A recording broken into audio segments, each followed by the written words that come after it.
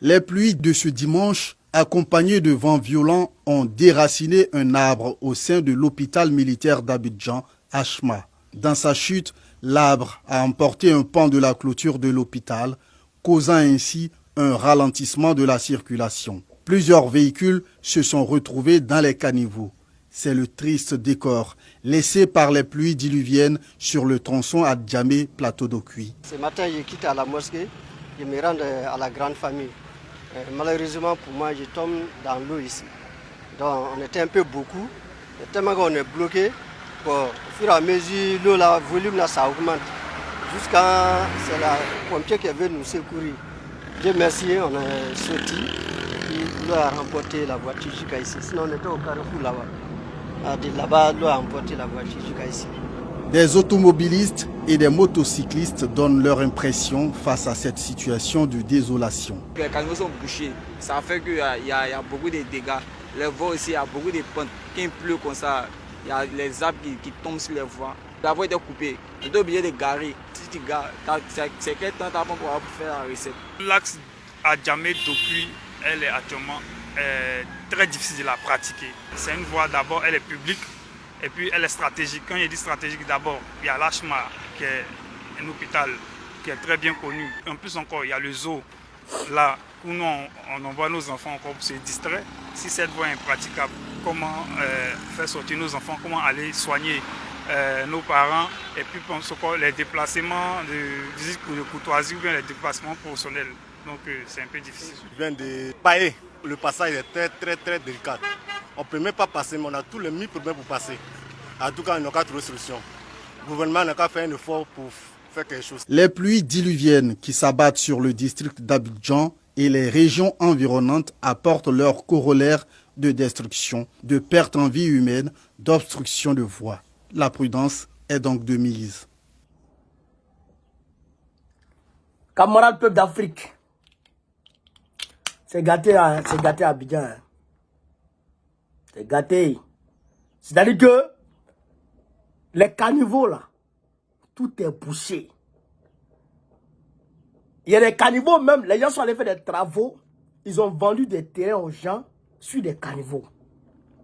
Draman Ouattara que vous voyez là. Il a vendu des terrains aux gens sur des caniveaux. C'est-à-dire que sur les passages d'eau, l'eau doit passer par là au lieu de faire une grosse canalisation pour permettre à l'eau de partir tranquillement.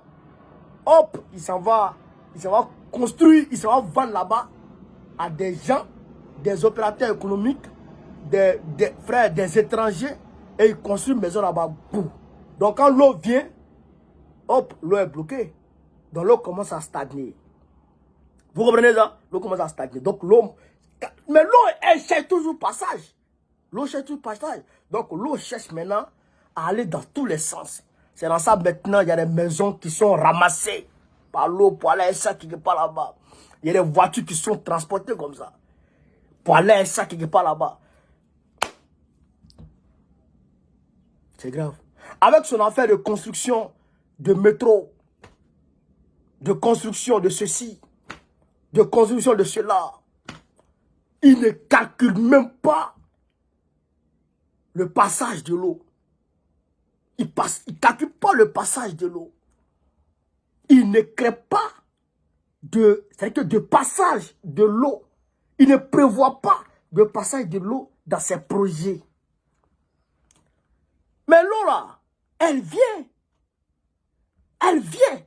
Quand la pluie arrive comme ça là, mais l'eau qui descend, l'eau a besoin de circuler. L'eau a besoin de circuler. Mais quand tu t'en vas obstruer le passage de l'eau, mais c'est évident que l'eau fasse des dégâts. L'eau n'est pas comme les hommes que tu ne peux pas en prison. Hein. Il a fait son discours. Il dit non, c'est catastrophe naturelle. Mais c'est pas ce que tu nous as dit quand Gbagbo était là. Tu as dit que c'est parce que Gbagbo ne travaillait pas, ne créait pas les conditions pour permettre à l'eau de circuler tranquillement, qu'il y ait des inondations partout. Et on te donne raison. Nous, on te donne raison. Hein. Tu avais raison. maintenant, toi, tu es là maintenant. Pourquoi tu ne crées pas? Oh, regarde, ce qu'on ne voyait pas autant de Gbagbo, c'est ça qu'on voit maintenant. Ce qu'on ne voyait pas autant de Gbagbo, c'est ça qu'on voit maintenant. L'aéroport Félix Houphouët-Boigny, il est parti faire des travaux bizarres là-bas. Il a créé des jets d'eau. Même dans les salles d'attente. Vous pouvez croire ça. Dans les salles d'attente, l'eau ne rentre pas par la porte ou l'eau ne rentre pas par l'extérieur. L'eau sort de la terre. Dans la salle d'attente, l'eau jaillit comme ça. Salle d'attente. Tellement qu'il a obstrué tout le passage de l'eau. Toutes les canalisations sont bloquées. Je ne sais pas, tes ingénieurs, ils viennent d'où? Tes ingénieurs, là, ils viennent d'où?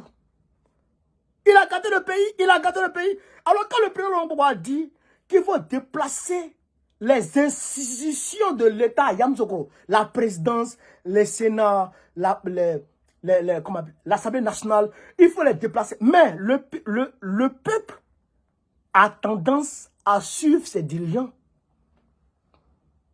Oui, le peuple a tendance à suivre ses dirigeants.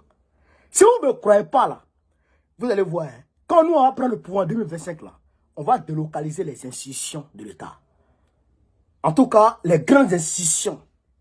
Vous allez voir que Abidjan sera désengorgé. Obligatoirement, Abidjan sera désengorgé. Le peuple, une partie du peuple va suivre les dirigeants. Oui. Et il y a des entreprises qui vont se créer à Yamoussoukro. Et aussi la décentralisation. Dans notre programme, il y a la décentralisation effective. On ne va pas permettre à toutes les entreprises, à tous les opérateurs économiques de construire leurs entreprises à Abidjan. Non. On va leur demander de soit, il y aura une politique qui sera élaborée dans ce sens. On va leur demander de soit aller à Korogo, ou bien aller à Segela, chez moi, à Kani, Wonge, chez moi, d'aller construire une usine là-bas, ou bien aller à Waninou, ou bien aller à Boaké. Boaké même, c'est bon, la zone Gonfreville, tout ça, il y a des entreprises là-bas. Ou bien aller dans l'Est, ou bien aller dans l'Ouest. C'est ce qu'on va faire. Pour ne pas que tout le monde vienne à Abidjan. Pour désengorger Abidjan. C'est ça le politique qu'on va faire. Donc, quand c'est comme ça, là, il y a des constructions anarchiques que tu ne verras pas. Les gens ne seront plus obligés de construire ici, là, de s'accrocher ici, là, non. Les gens vont partir. C'est ça. L'être humain, naturellement, cherche sa subsistance. Partout où se trouve sa subsistance, l'être humain se met là. C'est naturel, c'est un besoin naturel. Mais lui, il va casser le meilleur des gens.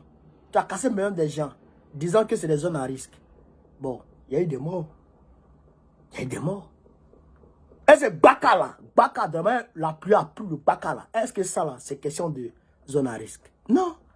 Baka là le Baka circulait sur la route. Et puis l'eau est venu ramasser. Parce que c'est toi qui ne crée pas les conditions pour que l'eau puisse circuler tranquillement. Tu ne vois rien. Tu ne vois rien, vraiment. Tu as échoué aujourd'hui. Tu as échoué demain. Tu ne vois rien. Il faut créer les conditions pour permettre à l'eau de circuler librement, tranquillement, en toute quiétude, et l'eau ne touchera à personne. C'est ça qui est la vérité. Est-ce qu'il y a zone à risque en Côte d'Ivoire qu'en France? Bah, la France, c'est la Seine, c'est l'eau partout. C'est l'eau partout. Paris, je dirais, c'est l'eau partout. Même chez moi ici, voici la Seine qui passe. Mais c'est des canalisations de ouf. Les égouts de malades. C'est-à-dire que sous la terre même, c'est des canalisations comme ça. C'est quand l'eau arrive net là, l'eau c'est où elle doit passer. L'eau c'est où elle doit passer. Au pire, quand ça monte dans le pas de Calais, là-bas, quand ça monte, il n'y a pas de mort. Quand ça monte, les pompiers sont là. Et puis, on crée des mesures d'urgence pour prendre les habitants, les reloger dans les hôtels. Mais toi, tu ne peux pas faire tout ça. Tu as bavardé là. Tu ne peux pas faire tout ça. Tu ne peux pas créer ces conditions-là pour les Ivoiriens. Au lieu de prendre l'argent pour aller donner au Oubi. Au lieu de prendre notre argent pour donner à ta femme. Au lieu de prendre notre argent pour aller dilapider. Tu dois prendre crédit toujours là, ça veut quoi?